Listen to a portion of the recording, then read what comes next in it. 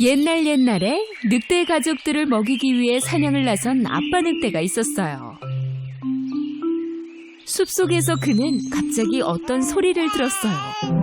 주변을 둘러보니 덤불 사이로 아주 작은 아이가 한 명 있지 뭐예요. 이건 인간이잖아? 크게 놀라며 늑대가 말했어요. 그는 아이를 데리고 나왔지요. 멀리서 지켜보던 호랑이 시어카는 매우 화가 났어요. 왜냐하면 인간들에게서 아이를 훔쳐온 건 다름 아닌 호랑이 자신이었기 때문이었지요. 엄마 늑대와 새끼들은 그 아이를 아주 많이 예뻐해 주었어요. 지금부터 이 아이를 모글리라고 부르자꾸나. 엄마 늑대가 말했어요. 그날 이후 모글리는 숲속에서 늑대 형제들과 함께 살게 되었어요. 엄마 늑대는 그녀의 자식인 것처럼 정성을 다해 모글리를 돌봤죠. 얼마 지나지 않아 모글리는 모든 동물들과 친구가 되었어요. 친구들과 나무 사이를 건너다니며 게임도 하였죠. 그러면서 정글을 알아가기 시작했어요. 그동안 호랑이 시어카는 멀리서 모글리를 지켜보았고 납치하기 위한 좋은 기회를 엿보고 있었어요.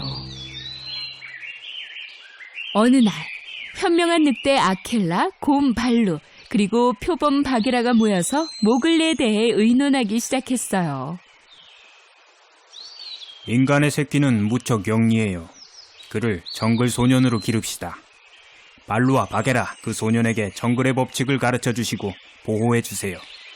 아켈라가 말했어요. 그 후 수년이 흘렀어요.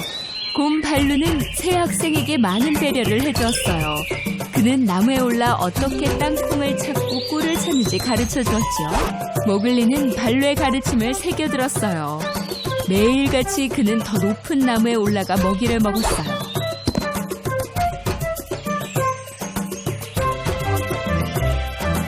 발루는 또 정글의 소리를 이해하는 방법도 가르쳐 주었어요. 모글리를 무척 자랑스러워하면서요. 모글리는 달리기도 잘하고 수영에도 재주가 있었지요. 그리고 바게라는 인간이 설치해 놓은 덫을 알아보는 방법과 인간을 피하는 방법도 가르쳐 주었어요.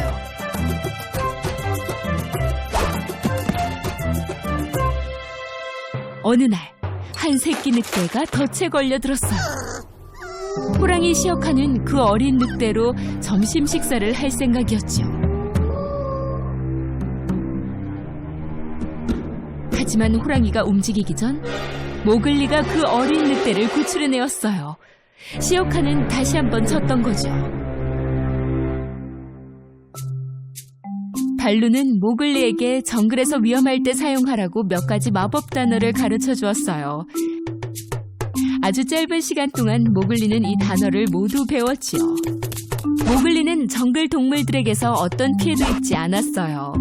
혼자서는 모글리를 잡을 수 없다는 것을 깨달은 호랑이 시어카는 정글에서 가장 위험한 동물인 원숭이 벤더록 무리를 찾아가 모글리에 대해 말했어요.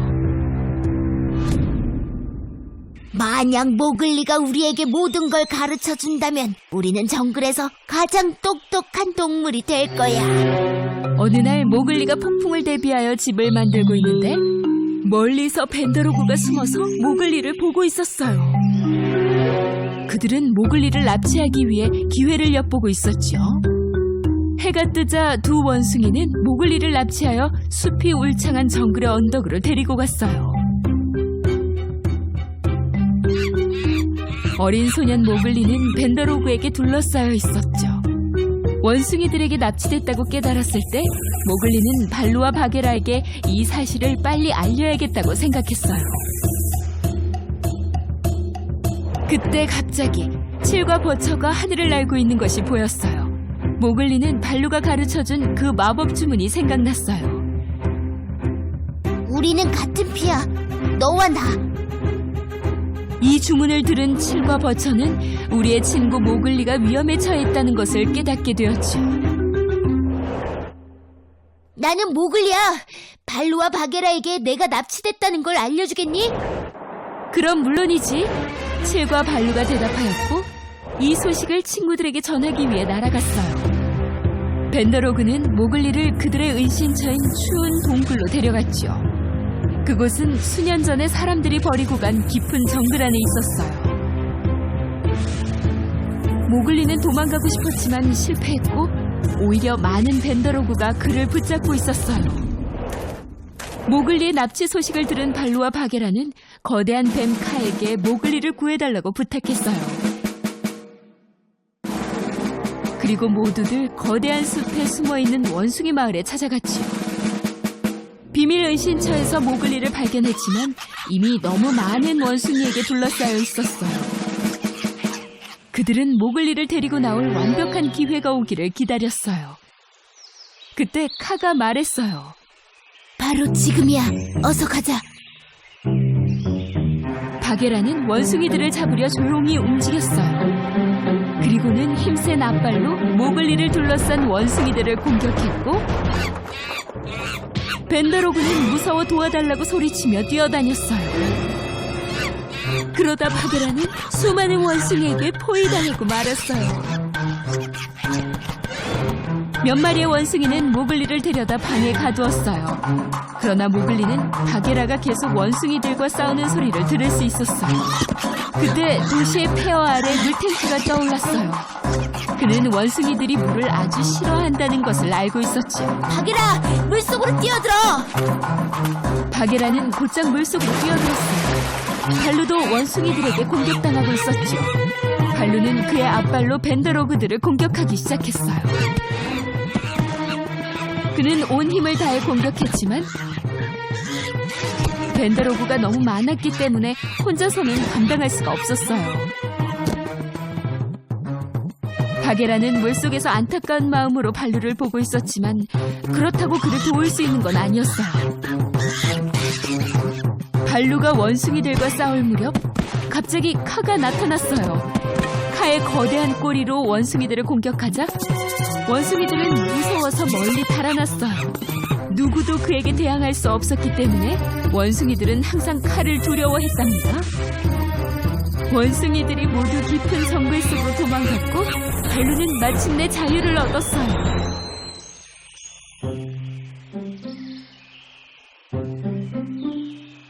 카는 입을 열어 후 불었고 원숭이들은 모두 그대로 멈췄어요.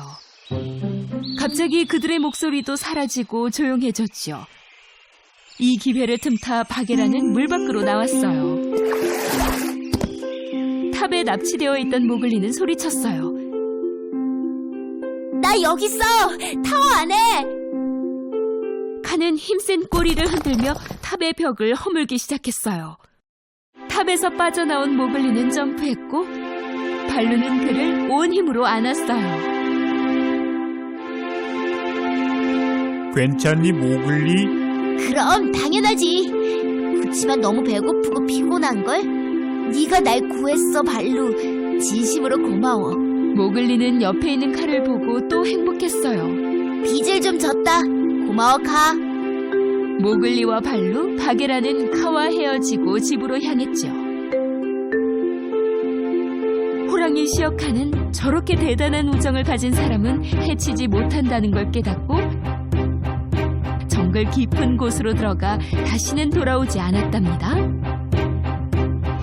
오랜 시간이 지나고 모글리는 멋진 청년이 되었어요. 어느 날 그는 인간들이 사는 마을에 다다랐죠. 그런데 한 여자가 그를 바로 알아보지 뭐예요? 모글리는 바로 오래전에 호랑이에게 납치됐던 바로 그녀의 아들이었어요.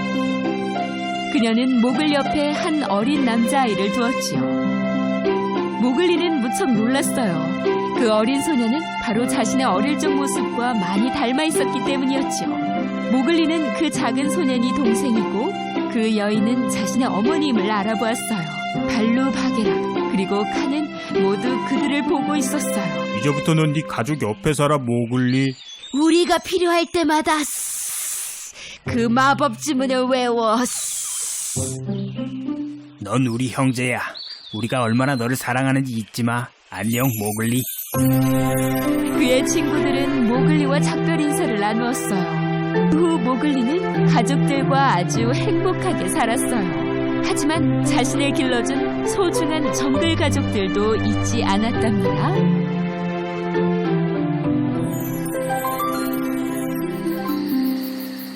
옛날에 사랑스러운 가족이 살았어요.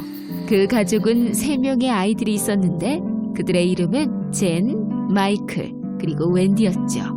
웬디는 항상 엄마에게 피터팬이 그녀의 방에서 어떻게 플룻을 연주하는지 말해주곤 했어요.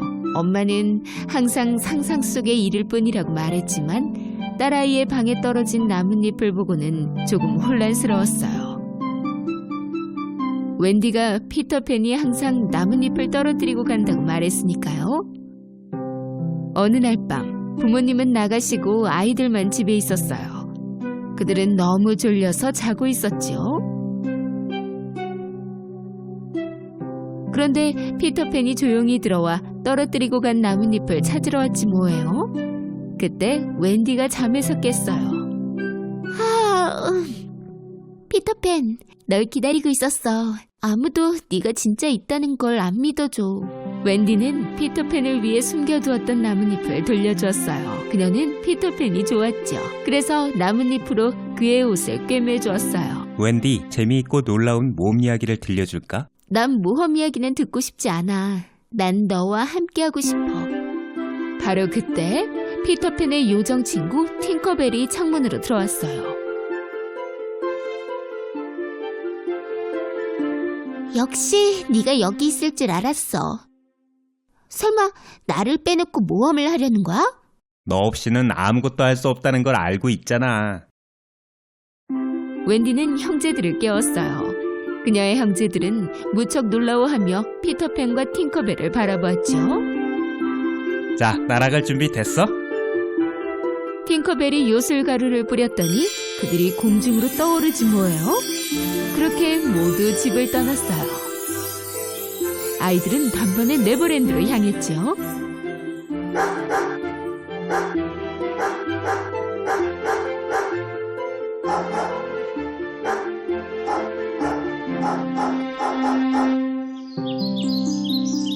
긴 여행 끝에 그들은 네버랜드에 도착했어요. 그곳엔 물론 그들도 있었고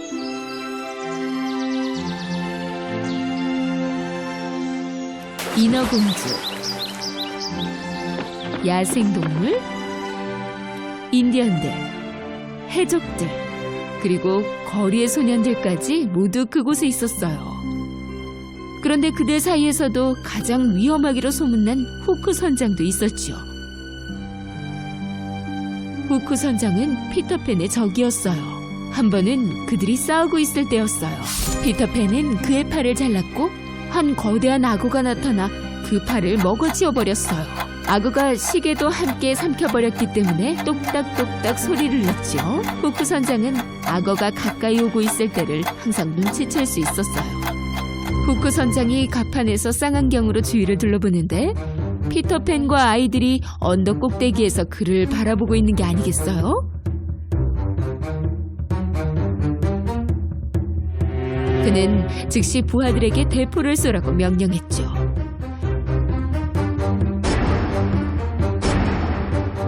피터팬과 아이들이 대포를 피해 도망가는 건 무척 어려운 일이었어요. 팅커벨, 아이들을 안전한 곳으로 옮겨줘. 내가 후크 선장을 상대할게. 팅커벨은 웬디에게 질투가 나서 이참에 피터팬에게서 멀리 떨어뜨려 놓고 싶었죠. 핑계를 대고 그녀는 웬디를 언덕 뒤편에 두고는 젠과 마이클을 데리고 해변의 안전한 곳으로 갔어요. 그 섬에 사는 거리의 아이들은 멀리서 웬디를 발견하고는 그녀를 적군이라고 생각해서 다치게 하고 말았어요. 그때 피터팬은 후크 선장과 싸우고 있었죠.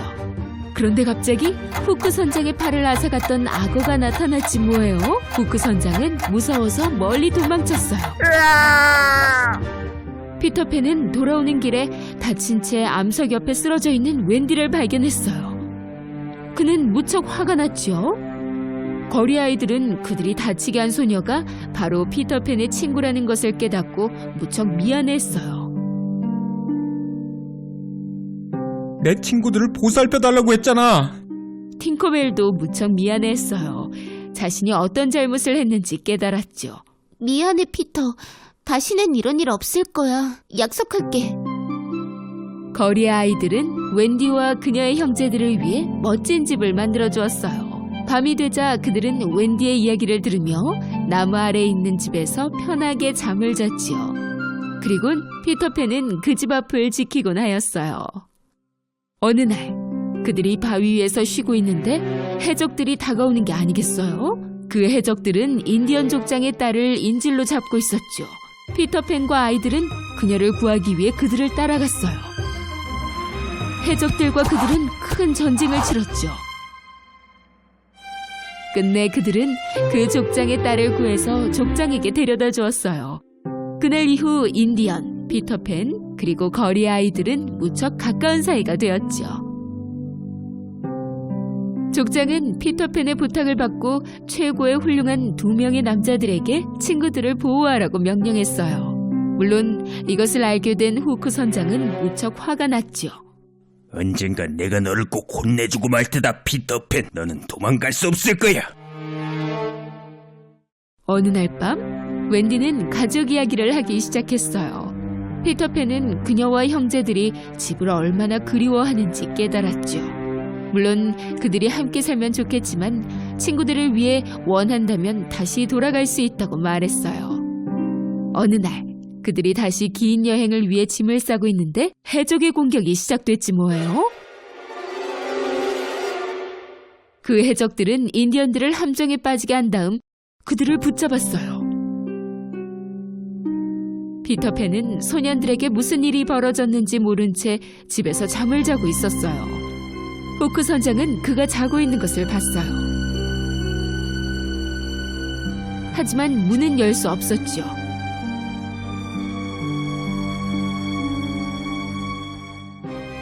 그래서 그는 병에 독을 붓고는 피터팬을 계속 자게 하기 위해 그것을 문 아래 두었어요. 피터팬은 하루를 꼬박 자고 말았어요. 그때 팅커벨이 들어와서는 그동안 있었던 모든 일을 다 말해주었죠. 팅커벨과 피터팬은 친구들을 구하기 위해 길을 떠났어요. 그들이 해적들의 본부인 행복한 바위에 도착하였지만 아무리 봐도 해적을 찾을 수는 없었어요. 그래서 그들은 바위의 반대편으로 향했죠. 그곳에서 그들은 충격을 받았어요. 웬디, 젠, 마이클, 그리고 거리 아이들까지 모두 묶여 있었고 후크 선장은 횃불을 붙이려 하는 게 아니겠어요? 마지막으로 할 말 없나? 그중 가장 나이가 많은 웬디가 말하기 시작했어요. 나의 마지막 말은 너희 진짜 부모님이 너희에게 해주실 말씀일지도 몰라. 부모님들이 여기 계셨더라면 두려워하지 말고 죽음 앞에서 당당히 용기를 가지라고 하실 거야. 두려워하지 말자. 선함이 이길 테니. 항상. 후크 선장은 웬디의 말에 무척 화가 났어요. 그래서 그녀를 보트로 내려가 큰 기둥에 묶었죠. 그 순간 피터팬과 팅커벨은 아이들을 구하려고 도착했어요. 동시에 인디언들과 그의 족장 역시 돕기 위해 도착했죠. 피터팬은 무척 행복했고 덕분에 아이들을 모두 쉽게 구할 수 있었어요. 이제 웬디에게 갈 차례였죠. 피터팬과 거리 아이들은 단 몇 명의 해적만 남아있는 후크 선장의 배에 올랐어요. 공격당할까봐 두려웠던 해적들은 모두 배에서 뛰어내렸죠.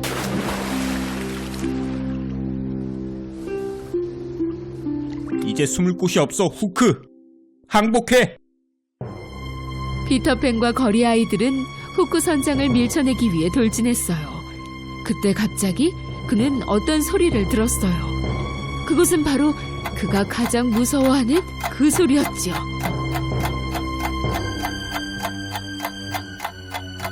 후크 선장이 두려워하며 뒤를 돌아보니 악어가 그를 기다리고 있지 뭐예요? 도와줘! 눈 깜짝할 새 그는 배 반대편으로 달려가 점프한 뒤 최대한 빨리 수영하기 시작했어요. 피터팬과 아이들은 배꼽을 잡았어요.